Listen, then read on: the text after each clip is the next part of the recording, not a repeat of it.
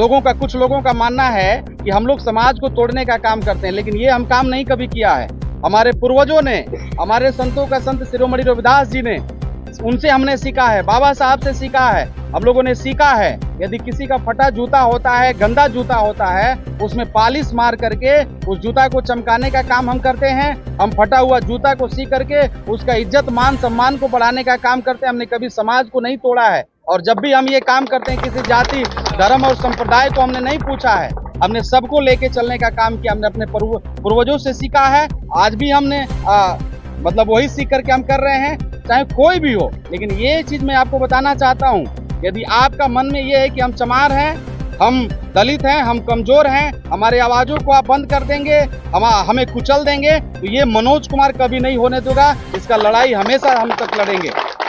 आपको मालूम ये भी होगा कि हमारे दशरथ मांझी जी थे, जो गरीब थे, उनके हाथों में एक छेनी था, हथौड़ी था, लेकिन उन्होंने ठाना था कि ये जो बड़ा पहाड़ है उसको हम काट करके ही दम लेंगे, जब तक तोड़ेंगे नहीं तब तक छोड़ेंगे नहीं।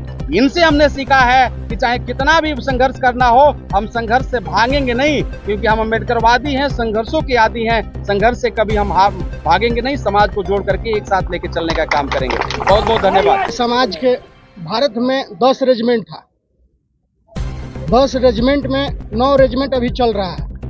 भारत सरकार से हम लोग का यही लड़ाई है कि 10 रेजिमेंट में 9 रेजिमेंट चमार जाति के सिर्फ के प्रतिबंध लगाया गया।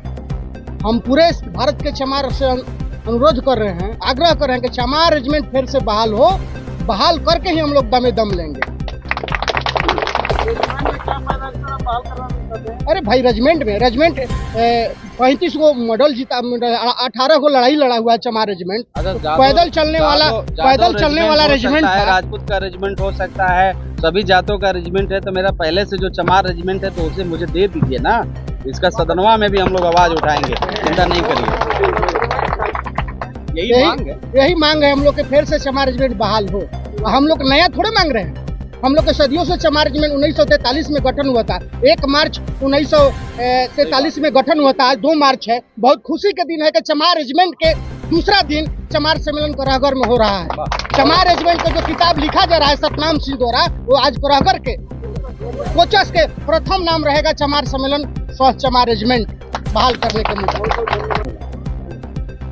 साथियों, मैं बताना चाहता हूँ कि अभी पूरे देश के लोग, नेता लोग भी कहते हैं कि बिहार का चमार जो है जगा हुआ, मिलिटेंट चमार है। लेकिन साथियों, मुझे दुख हुआ कि यह